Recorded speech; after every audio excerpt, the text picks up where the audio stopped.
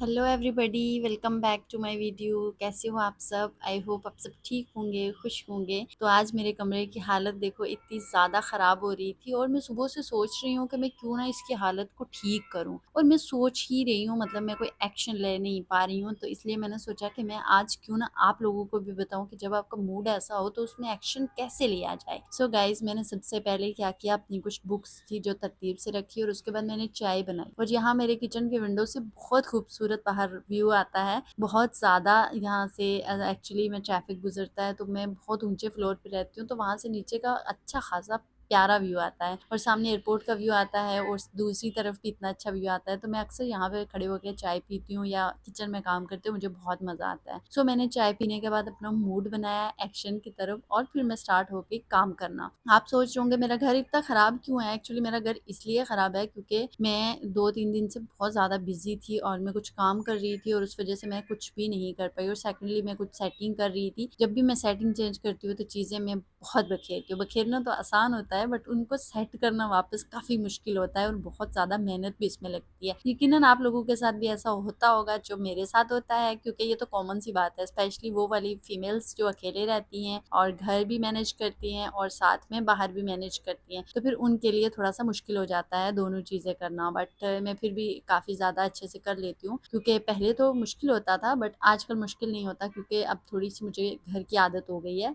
Specially इस घर की थोड़ी सी एडजस्ट हो गई हूँ मैं, इसलिए इतना ज़्यादा मुश्किल नहीं लगता। तो मैंने सबसे पहले क्या किया, अपने घर को मुकम्मल तौर पर साफ़ किया, सेटल किया एंड यू नो कि मैं वापस आ चुकी हूँ कश्मीर से। और मैंने व्लॉग नहीं बनाया, मैंने सोचा हर बार आपको जर्नी का क्या व्लॉग दिखाऊँ, मैं इधर से उधर जा रही हूँ, उधर से इधर जा रही हूँ, क्योंकि मैं ट्रैवल बहुत कर रही हूँ और मैं थक चुकी हूँ सच में ट्रैवल कर करके। मतलब ट्रैवलिंग कोई मेरा इतना खास पैशन नहीं है, बट मैं ट्रैवल काफ़ी करती हूँ। और ये मैं आपको वो वाला क्लिप दिखा रही हूँ जब मैं कश्मीर जा रही थी, तो मैंने उस टाइम पे अपनी जो पैकिंग की थी वो ऐसे करके की थी, क्योंकि मैं बहुत कम टाइम के लिए गई थी। मैं तकरीबन 10 दिन के लिए जाना चाह रही थी और गई भी थी 10 दिन के लिए, बट आपको पता है कश्मीर में इतने सारे काम निकल आए थे, आपने मेरे व्लॉग्स देखे होंगे वहाँ के, तो इसलिए फिर वहाँ पे इतना ज़्यादा मुझे टाइम लग गया कि मैं तकरीबन 3 मंथ बाद अब दिसंबर में वापस आई हूँ। और थैंक गॉड मैं वापस आई हूँ, क्योंकि यहाँ पे मौसम बहुत अच्छा हो रहा है। यहाँ पे बिल्कुल गर्मी नहीं हो रही है, बिल्कुल सर्दी नहीं हो रही है, ऐसा टेम्परेचर हो रहा है कि मज़ा आ जाता है बंदे को रहते हुए। बट कश्मीर में इतनी ज़्यादा सर्दी हो रही है, इतनी ज़्यादा सर्दी कि मेरे लिए तो बहुत मुश्किल हो रहा है। हालांकि मैं वहाँ के रहने वाली हूँ, फिर भी मुझे ऐसा लगता है कि वहाँ की सर्दियाँ, मैं पहली बार वहाँ पे रहने के लिए गई हूँ, मुझे बिल्कुल भी वहाँ पे सर्वाइवल मुश्किल लग रहा है मुझे एकदम से, मतलब ऐसी फीलिंग्स आ रही हैं। तो गाइज, आगे आप मेरी ये वाली वीडियो देखो कि मैंने अपनी जो एक्शन लिया है एक ख़राब से मूड के बाद कैसे लिया है, उस पे मैंने आप लोगों के लिए गाइडेंस के लिए एक छोटी सी वीडियो क्रिएट की है। आई होप आप इस वीडियो से नॉलेज लेंगे और आपके अंदर भी मोटिवेशन आएगी। तो आगे इस वीडियो को देखो।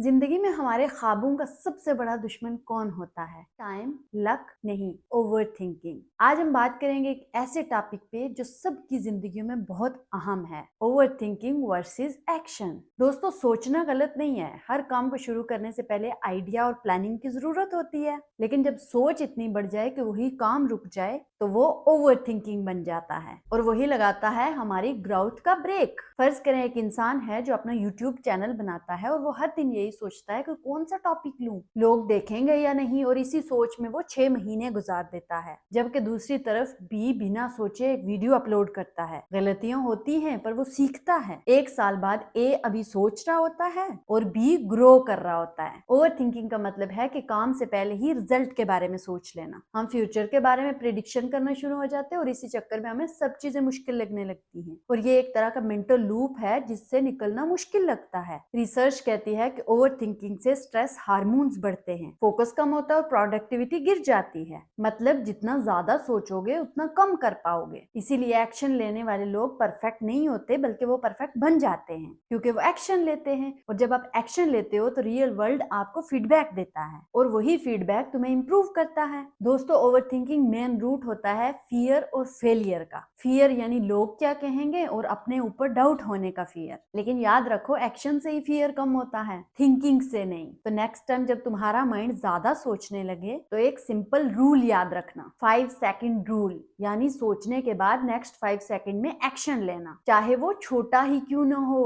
प्लानिंग करना स्मार्ट नहीं है, लेकिन जब वो प्लानिंग इतनी ज्यादा बढ़ जाए कि एक्शन रुक जाए तो उसको कहते हैं एनालिसिस पैरालिसिस। क्योंकि लाइफ एक चेस गेम नहीं है जहां हर मूव परफेक्ट होना चाहिए। यहाँ सीखने के लिए मूव करना पड़ता है। याद रखो, स्टीव ने एप्पल कंपनी स्टार्ट करने के लिए प्लान नहीं बनाया था और एलन मस्क ने रॉकेट लॉन्च करने से पहले हर चीज की गारंटी नहीं ली थी। वो सब एक्शन लेते गए और उसी एक्शन ने उन्हें सिखाया कि परफेक्ट कैसे बनना है। अब सवाल ये है कि तुम्हें कैसे पता चलेगा कि तुम ओवर थिंकिंग कर रहे हो। तो ध्यान दो, ये 3 चीजें तुम्हारे साथ होंगी। तुम सोच रहे हो पर कर कुछ नहीं रहे हो। तुम व्हाट और इफ में अटक गए और तुम्हारा माइंड फ्यूचर और पास्ट में ज्यादा रहता है। अगर तुम इन तीनों में से किसी एक में भी फंसे हो तो तुम्हें एक्शन लेने की जरूरत है। दोस्तों, एक्शन एक रिपल जैसा होता है, क्योंकि जब तुम छोटा सा मूव करते हो तो इसका इम्पैक्ट बढ़ता जाता है और एक स्टेप से नेक्स्ट स्टेप क्लियर होता है। क्योंकि ओवर थिंकिंग तुम्हें रिजल्ट नहीं देता, पर एक्शन तुम्हें डायरेक्शन देता है। क्योंकि लोग सोचते हैं कि सिर्फ एक ही दिन में सब चेंज हो जाएगा, पर एक्शन तुम्हें मैजिक दिखाता है। कॉन्सिस्टेंट रहो, रोजाना थोड़ा करो,